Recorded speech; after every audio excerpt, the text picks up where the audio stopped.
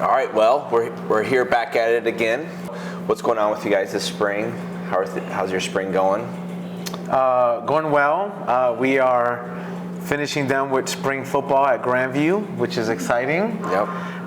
And our volleyball season update has 2 weeks left, and then we're done with sports for the spring. Well, for me, we're full-fledged baseball and softball every night, every day in the weekend. There's always something going on. And I think this weekend between Max and Gwen, we'll have probably about 7 or 8 baseball and softball games between the two of them. So, love it. Sweet. Yeah, well, I'm on the other side of things, the college ministry side of things, people are starting to graduate. So I got 2 weeks left in the semester, starting to wind down, starting to send people off. So lots of graduation party stuff, lots of spike ball outside, getting back into basketball now that's nicer outside. So I feel like our spring is kind of slowing down, which is great because we have been busy forever. So yeah, kind of slowing down, taking more walks, being outside, having nights free, huge. Oh, wow. That's great. You definitely enjoy it this season. Yes, Yeah, the weather yes. now is starting to get a little bit stabilized, yeah. Yeah. Which is nice to have some nice weather. But also, yeah, you're in a season of life where No kids. Amanda and no I, we had sports. about 9 months of that. And Max arrived, and that was great. So, no, it's good, yeah. One of the common questions people are asking me, they want to get a good deal. In real estate, a good deal right now is buying a house in central Iowa. That's what a good deal is. Mm-hmm. And people have to be reminded that buying a home is not like buying jeans or iced coffee. You walk in, you have your money, you expect to pay a price, and you move on. Buying a home is very dynamic, because ultimately market value is what buyer and seller agreed to on price. And you have to understand that there's limited commodities, and so sometimes there's multiple offers, and you got to compete for it. Just because there's a list price at $400,000 doesn't mean that's a good deal. It might be a great deal. It might be a great deal at $420 because the seller may not know how to price their home, and so you have to understand that it may not. That like a great deal is buying in central Iowa. Mm-hmm. When I bought my house, where we live, it's 8 houses away from my brother Dan, and then his family and their kids are similar to age to my kids. And it's a few houses down from one of my college roommate. And when we bought our house, when I did a market analysis, it was listed for $240, and when I bought it, we ended up spending, it was listed for $250, and then when I did my market analysis on it, it came back at $240. There were multiple offers. We ended up going up to $252 to get it. And at the time, the way I justified it was important for my family and for me to understand what we're buying. The house itself was worth $240, but the location, intrinsic value being close to my family, is worth another $12,000. So it's really close to the interstate, things like that. But since then, we bought it almost 8 years ago, 7.5 years ago. I mean, the market value is probably increased by at least 30%. But the point is, we had a good fundamental decision. We went above market value because of the intrinsic value. So a good deal is, in my opinion, again, is what makes sense to your family and you can afford it. So another thing that we're seeing in the market right now is some homeowners are seeking advice from us on improving their house. Moncee, this winter you did a home project. How did that go? What did you guys end up doing? We pulled the carpet out of our main room. Reason being is because my little one was starting to crawl. He's 11 months now, but at the time he was like 9 or 8. And so we've had that carpet for over 5 years and it was just nasty. So we're like, hey, let's put some LVP in our house. And with that, the steps also had carpet, so we had to do something with that. Now, of course, I'm not a contractor. Not very good with my hands, unfortunately. Even though I'm from the South, we don't do that. City boy, not a big deal. But so I had to make a decision on whether to contract out certain things or not. But I think steps makes me nervous. So I was like, forget it. I'm gonna go ahead and hire that out. And I'm glad I did. So, And then the LVP, I just said, you know what, if someone can just help me do it, for the most part, seems pretty simple. Very challenging still in the corners and things like that, but I think I helped, buddy of mine helped me do that, but the steps for sure, I was super thankful that I hired that out because it was a lot strenuous, and that's something that I'm very precise with. Have you guys had very much experience working on homes? Not too much. I did help my dad build a deck when I was younger, and that was kind of fun, But mostly that was just like, grunt work where I was going back and forth with barrels and barrels of dirt and taking boards and boards and boards and stuff like that. So just like a lot of hard work, but not too much. Yeah.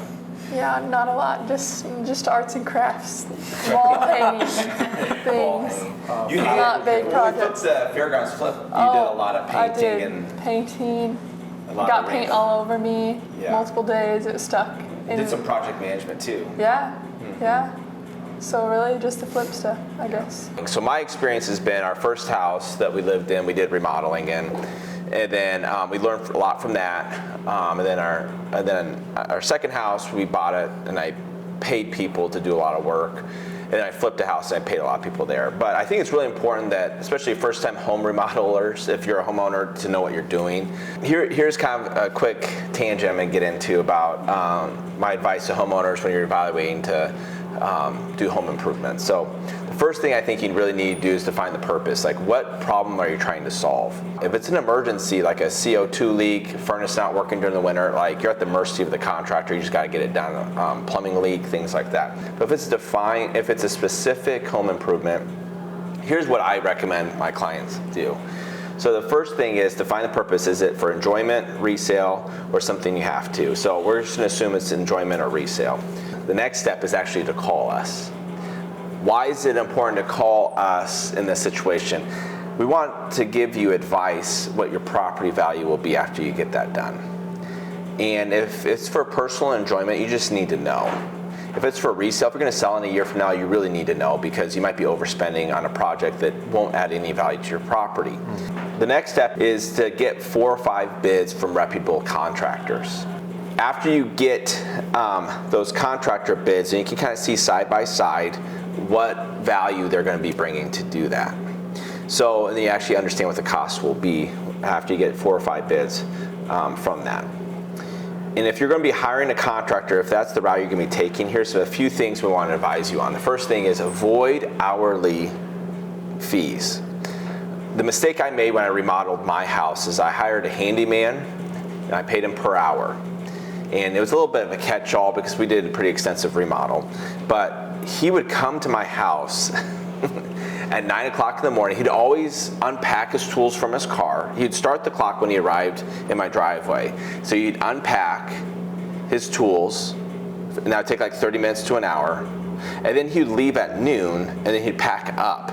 So I'd pay for like an hour or 2 of him just unpacking and packing. He had no incentive structure to get the job done. So avoid hourly fees if you can, or maybe cap it out. I think it's better just to have someone just pay them a fee to get the job done and get it done well, because I think as a contractor, you're incentivized to just get the job done. The next thing I think is limit the upfront fees. So you need to limit the upfront fees because if they take your money and you hire a dishonest contractor, they hold you hostage. If they ask for 50% down, they have no incentive to get things done. So if they collect that money, that 50%, let's say it's a $5,000 job and it's $2,500, they collect that, they might push you to the side. They know they have you, and then you're at their mercy of them doing the job. So are there good contractors that do that? Yes.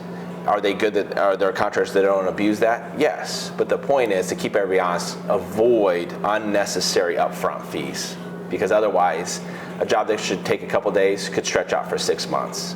Or the last 2 things is really have specific guidelines and outlines of what's going to be happening. What are the guidelines? When's the start, finish? What's the plan? And ideally like a contract with that contractor. Then the last step is do not pay the final bill until you're totally satisfied. Don't do it. Don't pay. If they put pressure on you to pay them even though the job's not done, don't do it.